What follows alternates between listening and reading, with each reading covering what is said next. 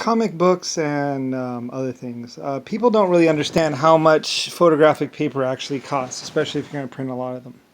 Comic books actually start out, I forget, the first one is like, actually, I think it's like 1850, 1890 or somewhere where we start out with comic books. There were war comic books or something like that, or something comic books, or maybe like children's comic books. I forget. There's some stuff around 1850 or some stuff way back in time that was burned or destroyed in the war. There's some stuff that no one has ever seen, or at least it didn't last that long.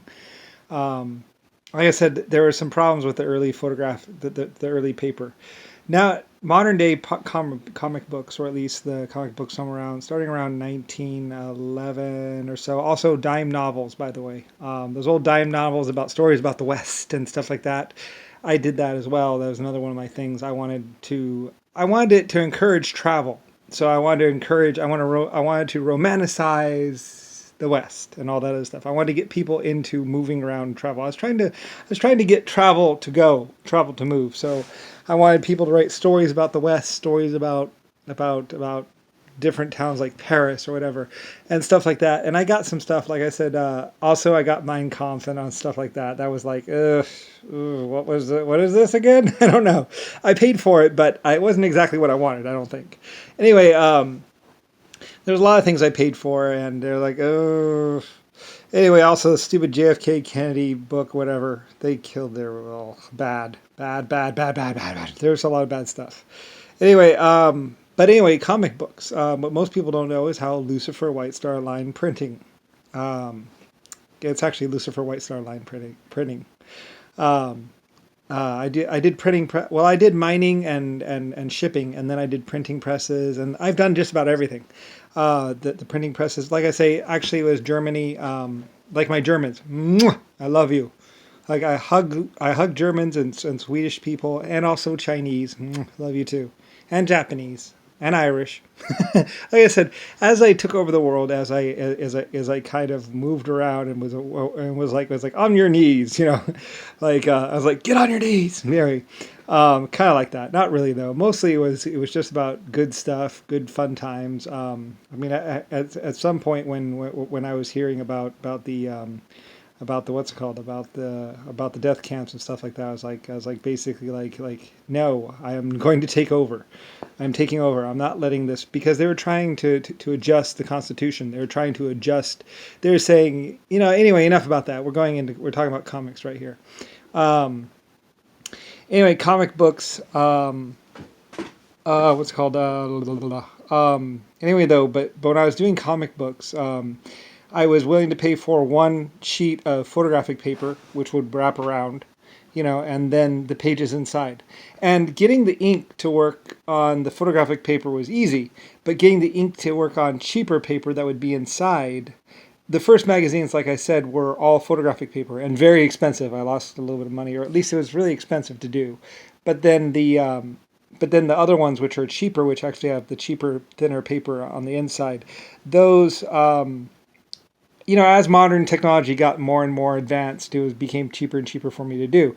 But getting the ink to be the same, the real problem was getting the red color to be the same on the photographic paper as it was on the cheaper paper inside. So when you opened it up, it looked the same. It was the same color red, and not necessarily the same color ink. I mean, the same ink, because, well, I mean, at first, because ink used to dry a different color.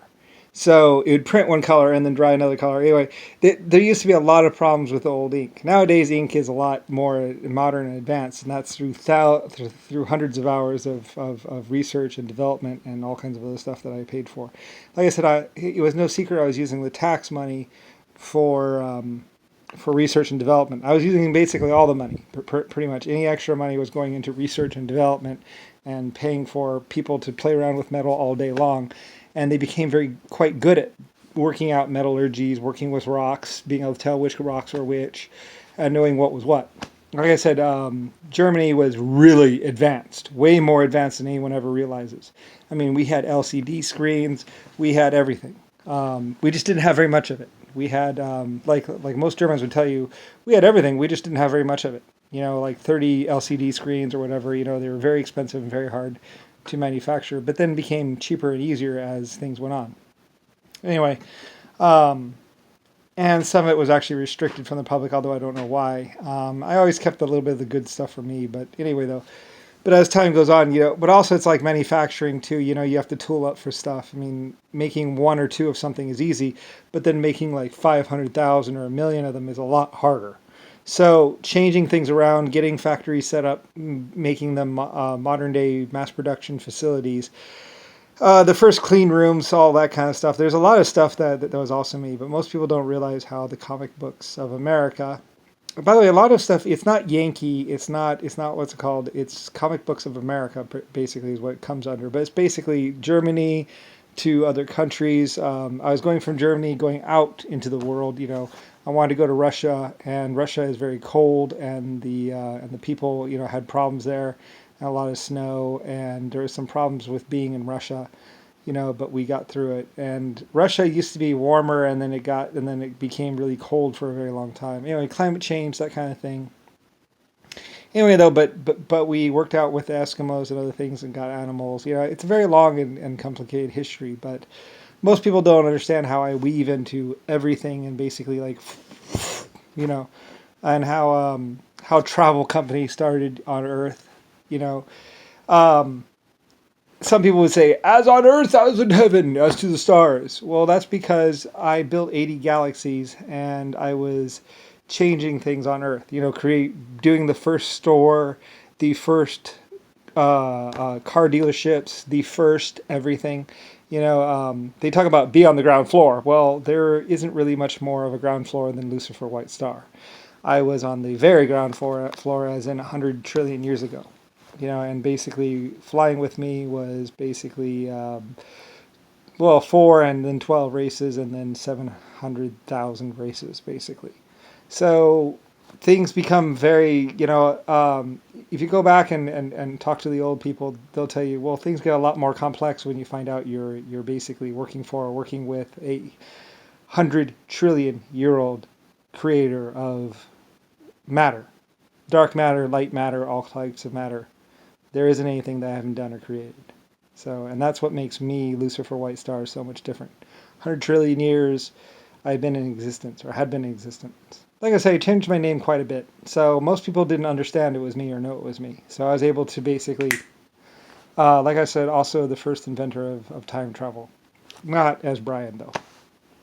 I was the one who invented time travel first and went. So anyway, and I didn't really I didn't stop things from being created or invented. I just created more. So, and I actually did it away from everyone else. So, and then I came back or something like that. Anyway, it gets really confusing. You'd have to ask another race or another star or another galaxy. Although most galaxies would probably say, well, you created us or we watched you create someone else or something like that. I don't know. I mean, I did it way before most life forms even ever thought anything or even knew that there was a universe around them. That's when it was 100 trillion years ago. So probably you will never know who I am and how I was. Also the idea of modern day warfare, all that kind of stuff. Because I was so old, like a lot of the things I started to do would change reality and existence forever. So, and then once changed, there's no real going back. Like they say, you can't put Pandora in the box. I don't know what that means though, but I don't know. Anyway, so many things. I mean, you'll find that a lot of things are not exactly the way they would appear to be or not exactly what you thought they were. And that things are a lot more complex and a lot deeper than you would ever imagine. And that is basically true. You look around and it's like, yeah, well, that's what... builder of the Titanic, builder of submarines, the first computers, all that kind of stuff, and being in existence about a billion years or 100 billion, I think it was about a billion years before humanity ever existed anywhere in the universe. So anyway, that's what it's kind of like to be the creator of the human race and life form type. Like I said, someone else came along and said, I'm the creator of life form type, yeah, but it wasn't them. They just were copying me.